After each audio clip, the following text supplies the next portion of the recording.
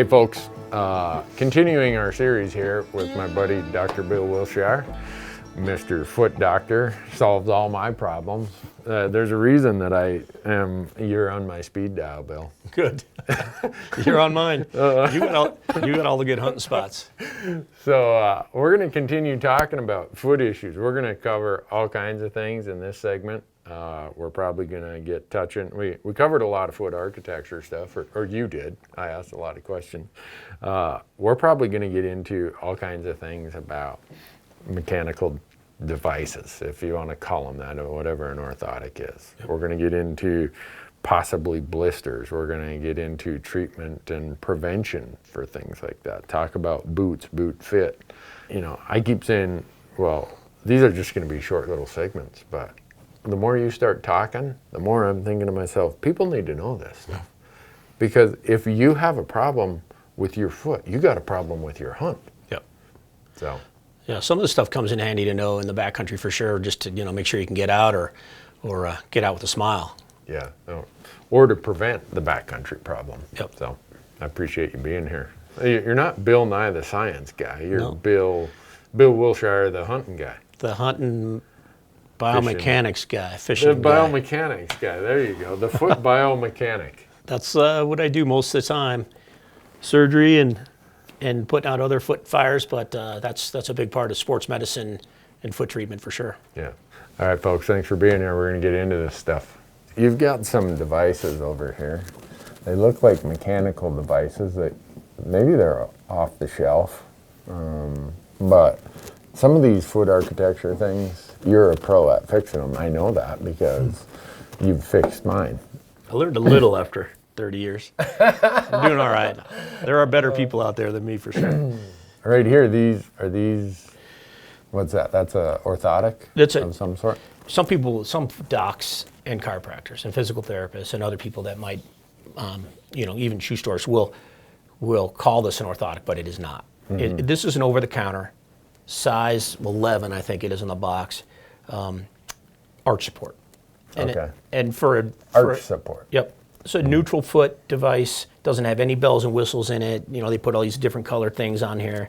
These really don't do squat. They might do a little, but they're going to fade in effect. These aren't going to last if you're beating them up. They're not going to last a year. But for $35, if you have a relatively neutral foot or you don't have a ton of foot problems, you're looking to fill volume. Your boots, you're sliding around in your boot. You bought a boot that was too big, or you're hunting in the warm and you're not wearing a thick sock. This will fill volume. It supports your arch. This is a pretty good over-the-counter arch support.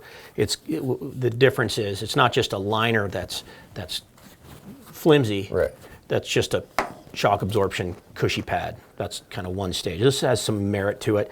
It's got, from here back, it's got a plastic plate in here, but it has to be neutral, right? Because everyone's size 11 is going to buy this, and they want it to fit every foot, a little bit of a high arch, a little bit of a flat foot. Right. So it's flat and neutral with some arch support, a little soft, squishy top cover. It's fine.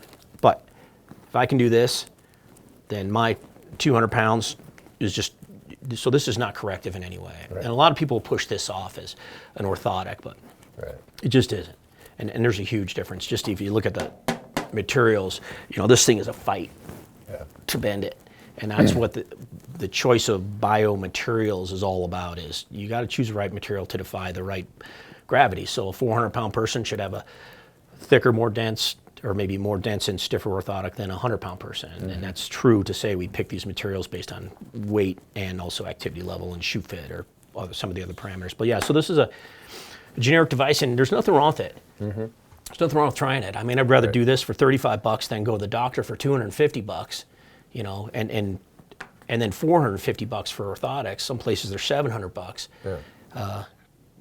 There's nothing wrong with trying this. When somebody comes in and they have something like this in their shoe and they take it out, I say, good for you. That's better than coming in and spending your money in my office if you don't need it. And, even a blind squirrel finds a nut.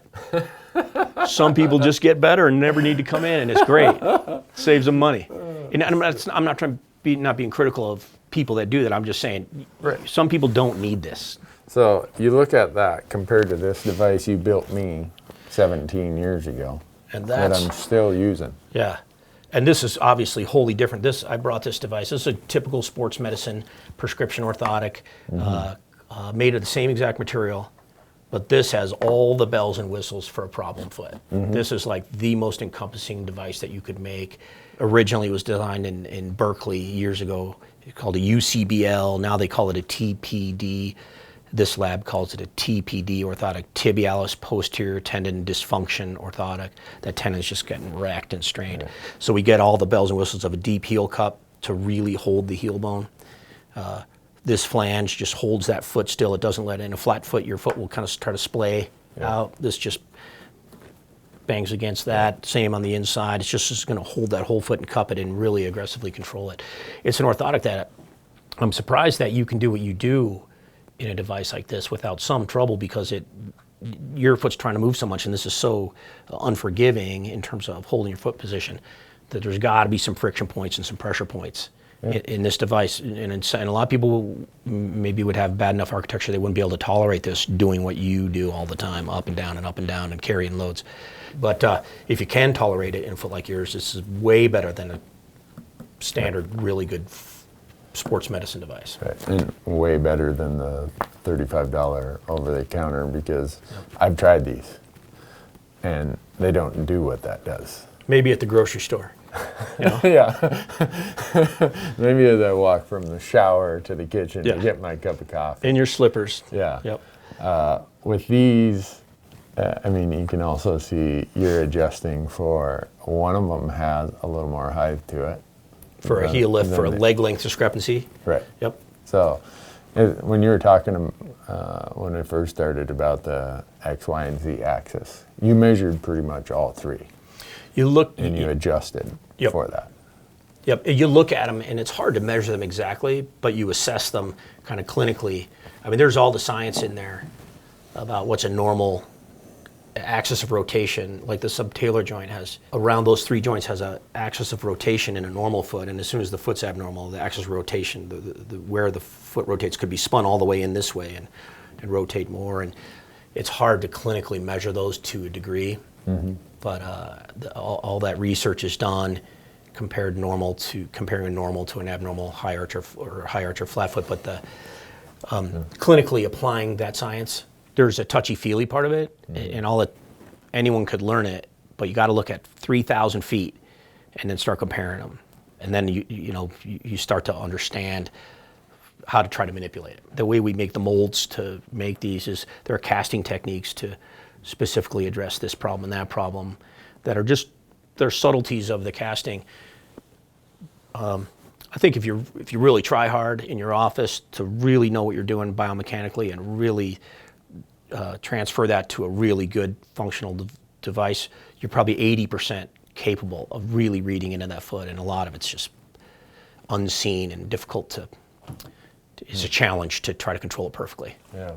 The reason that I'm so big on taking care of your feet is, if I were to roll back the hand of time to 1998, when I was then I would have been 34 years old, I'm starting to have these problems. And I was too proud to go and see my buddy Bill and admit that, I can't hardly carry a deer out of the woods, let alone an elk. And then it started with that. And my back problems started going away. The way my knees were, the outer part of my knee and the front of my knee they just get sore, and I felt like I'm gonna blow out a tendon or a ligament or something here. And now with that, I don't know how many miles I put on in a year. We spend 100 days a year doing, some days we only do 4 or 5 miles, but some days we do 10 or 12. No. And I'm doing it with heavy packs. And I have really screwed up feet. It's good they're hanging in there. So I'm glad you say that you're surprised I'm able to do all that with this. It's just tolerating that device with a level of activity is the challenge in my office. When I'm using a device like that and someone that's going to be active, I worry. I mean, just these wear patterns. This is the spot where I would think you would come in and say, I don't like this part of my orthotic. Just that is the spot. Well, and what he's referring to is right here. I just have a great big callus there. Yeah, good. If you get past the callus, it's red, raw, tender, or blistered, then it's just, there's too much of a fight. Yeah. And that's where that talus bone is Right. diving forward and spinning in and coming down, and that's exactly why that's high there, to get underneath and push it back up in the air. Because right here is the foot. That's where my tibial tendon Exactly right. detached. Yep. And I mean, if it wasn't for this, if people could see my foot, it's like this. Yeah. You hear clomp, clomp. My wife calls them Fred Flintstone feet. Oh. She said, "You're never going to sneak up on anything." Yeah, hard to sneak up on anything. Better crawl. So the point of bringing this up with my own personal experience is I was struggling with this. As you know, where I started with all these problems and what I'm able to do today, I mean, 20 some years later still, is I did not think I would be a backpack elk hunter based on how bad my feet were killing me and the associated problems from that 20 some years ago. Yeah, I would have bet against you too. Really? You would not the Olympics and probably not carrying elk quarters out. Oh man, but Bill, you're my friend. I You got- thought you'd bet on me. I bet on your mental acumen. I knew you'd dominate. Well, and then here's the pair prior to that. These are over. This is the first pair you ever made for me. And this is a different material. This is when your tendon was initially inflamed, and we were having to babysit it a little bit and keep you back on activity. So this is a subortholon, it's called, material. It's got a little more flex to it. So it lets you move more, because if we horse you around too much, you won't tolerate it. Right. And then we don't have the heel lift on. We don't have the squaring of this. This squared off heel post, it's called, blocks motion by being square. This one lets a little motion occur. Yeah, but similar, high. You had to put the pad in to keep the pressure off the inside, and similar device. Yeah. That's a TPD, same thing, but different material. My point isn't to talk necessarily about my foot, but for people who are having any type of foot problems, or maybe a knee problem or a back problem or a hip problem, they may have the Randy Newberg problem of bad foot architecture, past injury, and they don't even realize all that's happening. The other part is there are certain boots I used to try because I'm a tightwad accountant. I wanted to save some money. And that same orthotic in certain types of boots, it just, I don't know if it's the stiffness of the boot, how it can keep your foot kind of going this way instead of that way. I'm not exactly sure, but it took me a while to find boots that would also accommodate helped. that. Yeah. And seem to perform where now I can do what I do. Yeah, I mean, you're into boots now where they're checking you with your orthotics when you're buying the boot, and so they can accommodate you with width. Yeah. Better leathers that stretch out but are still stable versus kind of cruddy leathers that just give way, or other materials that just aren't as forgiving. Yeah. So better boots. It would be nice. It'd be a good experiment. I wouldn't do it in the beginning of hunting season with you, but I don't know if you could get away with less, because your foot is you're out there at the 7 to 8 out of 10 flat foot. That's going to create problems, and it has. Yeah. Well, I can tell you in the summertime when I'm fishing and I'm wearing my water shoes, because I'm jumping in and out of the boat, loading it on the trailer, doing whatever. My feet get fatigued really quickly, and my ankles start feeling like they got a lot of slop and play in them. So even just standing in the boat all day and balancing, probably I've felt that before in a boat. Just my feet just get worn out after 8 hours. So now I wear a shoe with my orthotic while I'm fishing, and people are probably like, "Randy, it's 103 degrees. What are you doing wearing a big shoe?" It just it's for the stability. And as I've gotten older, I've felt that without the orthotic mechanical device, the instability is getting worse each year if I don't have that. Is that normal? Yeah. After 10 to 15 years, your foot will structurally change. Even if you had this thing duct taped to your foot the whole time, your foot is going to still go through negative changes or changes.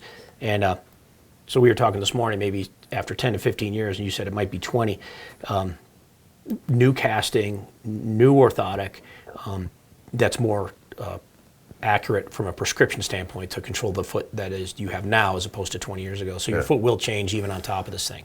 This should slow down those changes if you're wearing it all the time. So what you're saying is being a tightwad accountant. You got to spring forth. Yeah, I better open my wallet, let a few moths fly out. And well, they're still working, you know. Good. So that's my thought. Well, that's a good test, and you know, if they are still working, then maybe don't get new ones. But I'll be in to see you. Yeah, you got another 20 years of hunting. Might as well tee it up. When elk hunting involves a lot of side hilling, a lot of uphilling, a lot of downhilling. How does that kind of stuff, I mean, the biomechanics of your foot, and the reason I go and practice that, or don't practice it, but expose myself to it and require myself to do it before season, is because if I don't, I pay a price. Yep. Is it just the biomechanics of how your foot works and your body and your muscles, tendons, ligaments just aren't accustomed to that? Well, there's kind of a technique that you learn. You know, the first time you go on a scree field, on 45-degree scree field, with the 40-pound pack, you're flailing across that thing, and you're dangerous, and you're going to fall, and you can get hurt, obviously. But once you've done it 20 times, boy, you know, shorter steps, and so there's a technical component. I wouldn't know how to train somebody in it. I don't know what it is. I just know that you don't go bounding across a scree field with the 60-pound top-heavy pack on, taking huge steps. You don't do that. There are ways to get across it. And so just even going out and doing that, using your body that way, your muscles start to get trained, your reflexes get trained, and your tissues harden. You know, on a side hill like that, you're walking like that, you functionally have a foot limb length discrepancy, you know, when you're walking like that. So you can't do that for 5 miles without tearing your hip up and your knees and getting super fatigued. When we're looking at people with limb length discrepancies, there's what's called the wind-blown effect. It looks like you're standing in a windstorm. If you have on a long leg side, this doesn't always work perfectly, but it's usually accurate. On the long leg side, there's just more force on that long leg side, more gravitational force coming through that foot, and so that foot collapses in more. And people will subconsciously compensate by kind of holding their arch up over here to lift up that side of the pelvis, you know, all the way up. And so you get what's called the wind-blown effect, where your feet have different forces. This one may be subconsciously changing the structure. This one is just gravity whacking it down over time. So with the limb length discrepancy, that can cause all kinds of inequities and imbalances in the hip and the knee and the back and the foot, you know, all the way. And so, walking side hills, certainly I'd rather be in your boot than my boot on a big long screen field. It's a taller boot. And when you get these really good leather boots, it's like being in a cast almost. They're just so stiff, they really help you, muscle fatigue and also balance and stability. I noticed that higher quality boots with better support, better uppers, better everything, I just didn't wear my legs up. I didn't feel like it as much. Yeah, even when they get broken in, just the materials are so much better. Yeah. And even the the synthetic stuff on the inside is just better. It's heavier duty and sewn together better, and the glue doesn't delaminate down inside there, and you don't even know it. Things don't start falling apart. They last. Yeah. Yeah. We might just make this almost the equivalent of a video podcast where you're teaching me anything and everything about feet. So we've touched on a lot of We'll things. probably lose some people. A marathon foot session might bore people to death. I don't care. You know, if you want to have bum feet, that's up to you. But don't email me to say, man, I came out west and after 2 days I couldn't walk. Well, right here, Bill's giving you the advice on how to make sure that you can keep after it. Well, Bill, that's an awful lot of good information that you've given us here. What do I owe you for this? Good. I hope it helps.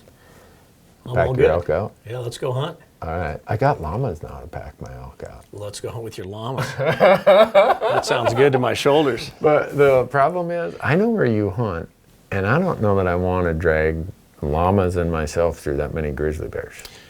I'd worry about llamas up in that country a little bit, staked to a tree when you're 4 miles away hunting. Yeah. Well, they worry. What do they do with a bear?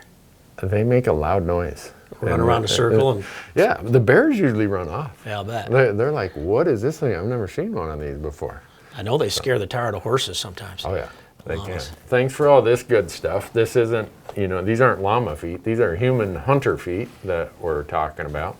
And Appreciate you taking the time. Glad to do it. Glad to be part of it. Yeah. Love your show. Wow.